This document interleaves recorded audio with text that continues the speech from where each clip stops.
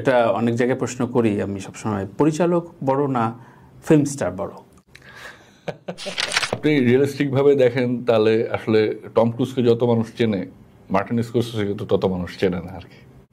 হ্যাঁ ঠিক আছে, কিন্তু টম ক্রুজ যদি ওই নির্মাতা ওই প্রোডাকশনের কাজ না পেত বা তাকে যদি ওইভাবে নার্সিং না হতো তাহলে কি ওই ছবিগুলো হতো? না মোটেও না, আমি তো এই জন্যই মনে করি পরিচালকই শেষ কথা। ওটিটিতে কাজ করলে বা অন্যান্য প্ল্যাটফর্মে কাজ করলে নিশ্চয়ই আর্থিকভাবে আরো বেশি লাভবান হতে পারতেন তালিমুল। না আমি তো সিনেমা করে যেই আর্থিকভাবে লাভবান হয়েছে আর অন্য কিছু করে কোনোদিন হতে পারিনি। তাই অবশ্যই আর কি একদম আলাদা কথা শুনলাম আপনার কাছে। এই জন্যই আমি অন্য কিছু আর করতেই চাই না পারলে, মানে আমি তো আমি অ্যাডভার্টাইজিং এজেন্সির সাথে অনেক ডকুমেন্টারি বা অনেক কিছু করেছি, অনেক ভিডিও বানিয়েছি, নানা কিছু।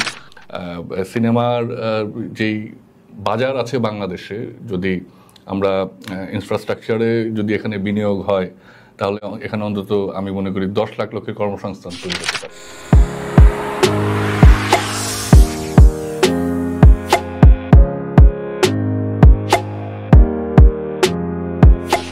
প্রডিউসার বা লগ্নিকারী সংকটটা কেমন বা কেমন কমফোর্ট পাচ্ছেন তাহলে?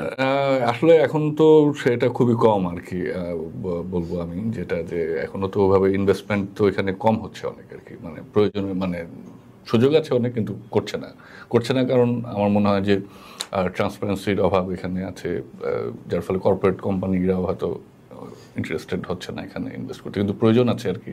আচ্ছা, এটা কিভাবে এটাকে আরো ইনভেস্টরদেরকে এখানে আগ্রহী করে তোলা যায়, কারণ সিনেমার যেই বাজার আছে বাংলাদেশে, যদি আমরা ইনফ্রাস্ট্রাকচারে যদি এখানে বিনিয়োগ হয় তাহলে এখানে অন্তত আমি মনে করি 10 লাখ লোকের কর্মসংস্থান তৈরি হতে পারে। 10 লাখ? হ্যাঁ, সিনেমাকে প্রত্যক্ষ পরোক্ষভাবে 10 লাখ লোক, এবং সরকার রাজস্ব পেতে পারে 200 কোটি টাকা পর্যন্ত মানে যদি 5 বছর 10 বছর মেয়াদী পরিকল্পনা করা হয় আর কি।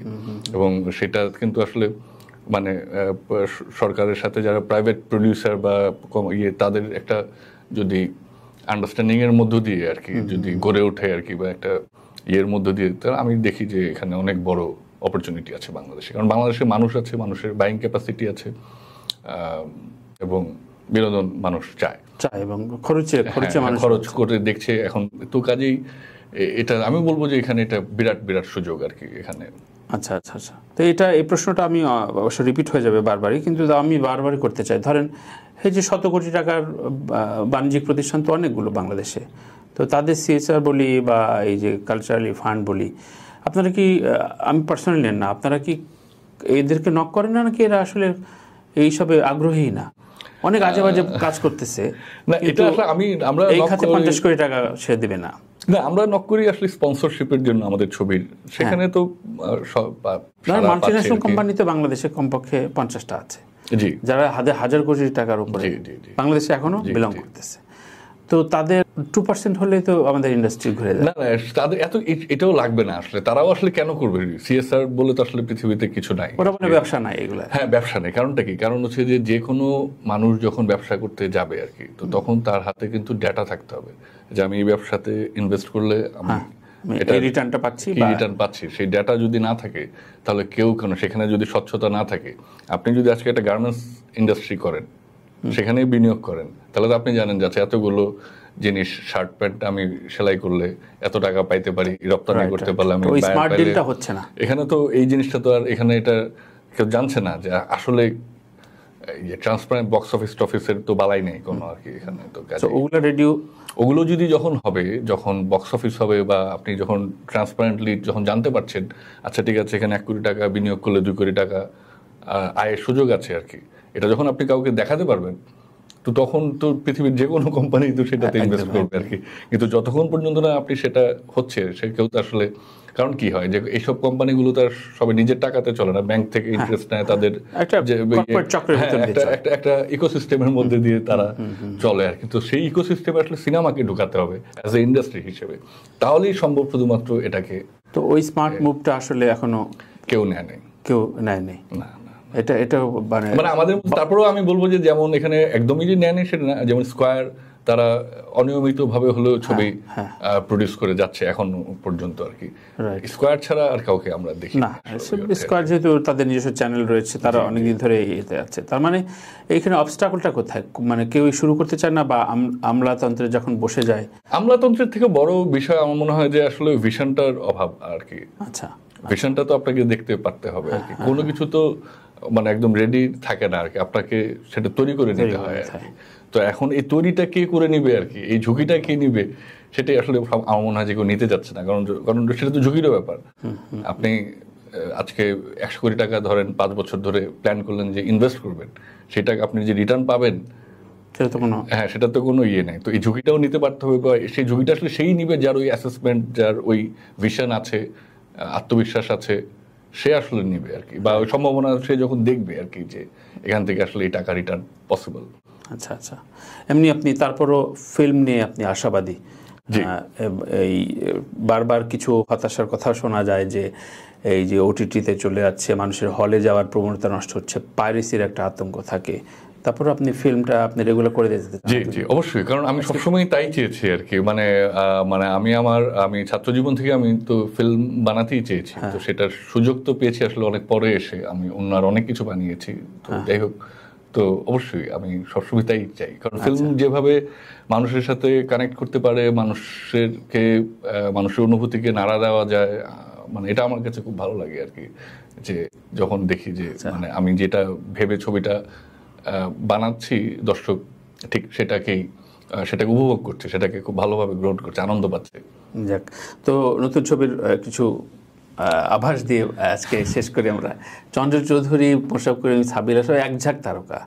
তো আমি যদি বলি যে ধরেন ঈদে তো মাল্টিকাস্টিং বা বড় বড় তারকার ছবি আসে, পিআর স্ট্র্যাটেজি বা কোনো রকম কৌশল অপকৌশলের উপরে ভর করবেন কিনা আপনারা? না, ওইভাবে আমরা অর্গানিকভাবেই আসলে আগাচ্ছি। সত্যি কথা যেটা, আমাদের একটা রিলিজ পেয়েছে, দেখেছেন, অর্থহীনের গান ছিল, সেখানে চাইতেই পারো আমরা একটা অ্যানাউন্সমেন্ট ভিডিও করেছি। সো ওটা কিন্তু অর্গানিকভাবে মাথায় আইডিয়া এসছে, আচ্ছা এরকম একটা কিছু করি। তো স্বাভাবিকভাবেই সিনেমার প্রমোশন একটা খুব গুরুত্বপূর্ণ বিষয় এখনকার সময়ে। তো কাজেই সেগুলো নিয়েও প্ল্যান করছি যে আরো বেশ কিছু নতুন জিনিস নিয়ে আসবো প্রমোশনের জন্য। এটা অনেক জায়গায় প্রশ্ন করি আমি সবসময়, পরিচালক বড় না ফিল্ম স্টার বড়? আমি তো সেটা জানি না আর কি।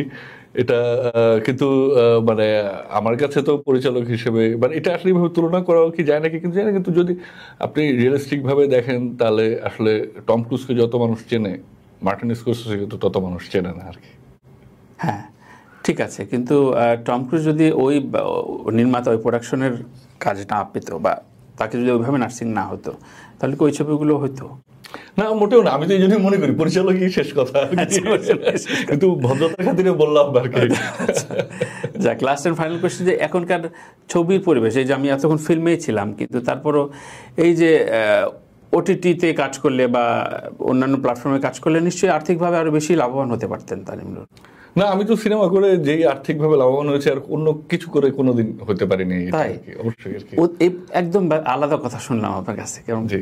এই জন্যই আমি অন্য কিছু আর করতেই চাই না পারলে। মানে আমি তো আমি অ্যাডভার্টাইজিং এজেন্সির সাথে অনেক ডকুমেন্টারি বা অনেক কিছু করেছি, অনেক ভিডিও বানিয়েছি, নানা কিছু জীবিকার খাতিরে করতে হয়েছে। এখন আর সেগুলো সব বন্ধ করে দিয়েছে, আর কিছু করছি না। আমি শুধু সিনেমাই বানাচ্ছি, আমি শুধু সেটাই বানাতে চাই, কারণ সেটা আর্থিকভাবে আমাকে, আমি আগে যেই কাজগুলো করতাম তার থেকে এটাতে আমি আর্থিকভাবে লাভবান হয়েছি বেশি, এবং আমি সেই সম্ভাবনা আরো বেশি দেখতে পাচ্ছি। সো আমি তো সেদিকেই যাবো আর কি। আশার কথা শুনলাম, কারণ সবাই বলে যে আমি অন্যান্য জায়গায় অনেক লস করে আমি আসলে ফিল্মটা বানাই, কারণ প্যাশন থেকে বানাই। সো আপনি সেটা না মনে করেন না? না, মনে করি না, কারণ আমার তো লস হয় নাই। বছরে আপনি রেগুলার প্রোডাকশন কতটা দেবেন, বা কি পরিমাণ দেওয়া সম্ভব? আমার ইচ্ছা তো আছে মানে নিয়মিতভাবে ছবি বানানোর আর কি। তবে এই ছবিটা করার পর হয়তো কিছুদিন, কারণ টানা 2টা ছবি বানাচ্ছি আর কি, হয়তো কিছুদিন গ্যাপ দিব, কিন্তু সেটা আর কি 1 বছরের এরকম ভাবছি না আর কি। দেখা যাক, বলতে পারি না আসলে এরপরে কি হবে। বাট আমার এমনিতে ইচ্ছা যে আবার হয়তো পরের 2027 সালে দেখা যাবে আর কি। তো আপনার টিম ম্যানেজমেন্ট থেকে কোনো প্রোডাকশন তৈরি বা আপনি প্রডিউস করার ছবি প্রডিউস করতে চাচ্ছি আর কি একই সাথে, সেটা নিয়েও আমি খুবই আগ্রহী। সেগুলো নিয়েও আসলে আমার এই ছবি মুক্তির পরে আমি সেগুলো নিয়ে আসলে কাজ করব। এখনো কিছু টুকটাক সেগুলো নিয়ে আলাপ আলোচনা চলছে। সামনের দিনগুলোতে আমার ইচ্ছা আছে যে আমি কিছু ছবি একই সাথে প্রডিউস করতে চাই। আচ্ছা আচ্ছা, আপনার সমকালীন যাদের কথা নাম উঠলো বা আমরা জানি যে আশফাক টিমুর বলি, শাওকি বলি, নুহাস বলি, নুহাস মোটামুটি রেগুলার ছবিতে টুকটাক কাজ করছে, কিন্তু তারপরেও ফুল লেন্থ ফিল্মে ভয় পায় কেন? ভয়ের কারণটা কি? কেউই ভয় পায় না, প্রত্যেকেরই এদের আমি নিশ্চিত জানি, আমি অন্তত ব্যাটে বল হচ্ছে না, তাদের চমৎকার স্কিল প্লে আছে, সবকিছু আছে। আমার মনে হয় যে আমাদের এখানে তো আমি যে প্রবলেম ফেস করেছি তাদেরও কিন্তু একই প্রবলেম। সেটা হচ্ছে যে আমার ছবি বানানোর সময় উৎসব, আমি তো প্রডিউসার পাইনি, মূল সংকট তো ওখানেই, যেটা নিয়ে আমরা এতক্ষণ আলাপ করলাম আর কি। নিপুণদের পরিসরের অভাব, এটা মানে হয়তো অনেক ক্ষেত্রেই, কিন্তু মানে আপনার আমি যখন বানাচ্ছি তখন আমাকেও তো বিশ্বাস করে না, আমার প্রডিউসারের অভাব, আরাম চাই, মানে আমার কাছে এটা মনে হয় না।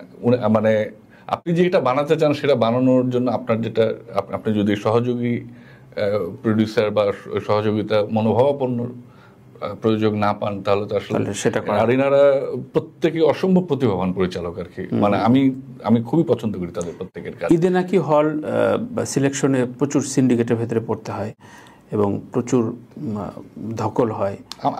আমার তো A grade, B grade, C গ্রেডের ভেতরে রিলিজ দিতে আসলে আমার ছবি তো আসলে মুক্তি পেয়েছে প্রথম দিকে আপনার সিনেপ্লেক্স, ব্লকবাস্টার এবং লায়নে।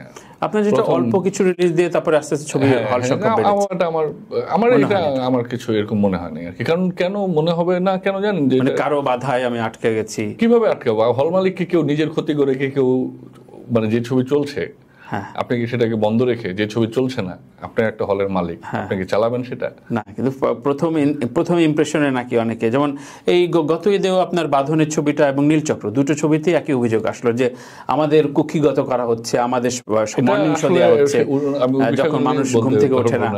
হ্যাঁ, তো এই ধরনের কথা তো আমরা শুনলাম পাবলিক ডোমেনে। সো ওই ক্ষেত্রে আপনার এখানে কোনো, আমার ব্যক্তিগতভাবে কোনো ইয়ে হয়নি। আমি তো 5টা শো দিয়ে শুরু করেছিলাম, রাইট। সো আপনি ওইভাবে, আমার তো যখন ছবি চলছে আস্তে আস্তে শো বেড়েছে, আমারটা আমি বলতে পারি। আমি কাউকে আসলে, মানে আমাকে কাউকে কিছু এটার জন্য বলতেও হয় নাই। গল্পের ম্যারিট বা আপনার ছবির ম্যারিট থাকলে সেটা সম্ভব। বরঞ্চ ইয়ের ছিল যে প্রাথমিকভাবে তেমন কেউ আস্থা রাখতে পারছিল না এই ঈদে এত ছবির মাঝখানে এটা মুক্তি দিব, এটা নিয়ে বরঞ্চ অনেকে উদ্বিগ্নতা প্রকাশ করেছেন যে পরে আমি বলছি না, এখনই দিব, চললে চলবে, না চললে নাই, পরে ছক্কা মেরে দিয়েছেন আর কি। তো এটা নতুন ছবি কি আপনার উৎসবকে ছাড়িয়ে যাবে বলেন? আমি তো আশাবাদী খুবই আর কি, কারণ আমি খুবই আশাবাদী যে এটা উৎসবকে ছাড়িয়ে যাবে। এটা দুটা ছবি তো দুই রকমের আর কি, কিন্তু আমি আশাবাদী আরো বেশি মানুষের কাছে পৌঁছাতে পারবো। Thank you. আমার নাম তানভীর তারেক। কেমন লাগলো আড্ডা দিয়ে? আমাদের দর্শকদের উদ্দেশ্যে কিছু বলার আছে কিনা সিনেমা নিয়ে? থ্যাংক ইউ তানভীর ভাই আমাকে আমন্ত্রণ জানানোর জন্য, এবং খুব সুন্দর একটা আড্ডা হলো আজকে।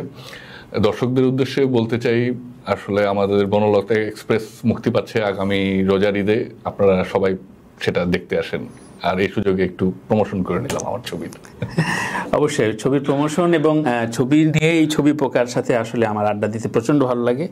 একটাই চাওয়া আসলে তানিম নূরের কাছে, যেন খুব নিয়মিত থাকে, কারণ অনেকে কমিটমেন্ট করে কিন্তু পরবর্তীতে দেখা যায় যে আর ছবিটা সে নিয়মিত করে না, কারণ অন্য আয়েসে বা অন্য হয়তো আর্থিক যোগান হয়তো ঠিকঠাক হয় না। খুব আশাবাদের কথা শুনলাম যে ফিল্মটা করে সে সবচেয়ে বেশি লাভবান এবং সবচেয়ে বেশি আনন্দ পায়, আর্থিক সংযোগটাও ঘটে। এইটা এইভাবে থাকুক, আরও যোগ হোক তানিম নূরদের সাথে। ধন্যবাদ তানিম। ধন্যবাদ।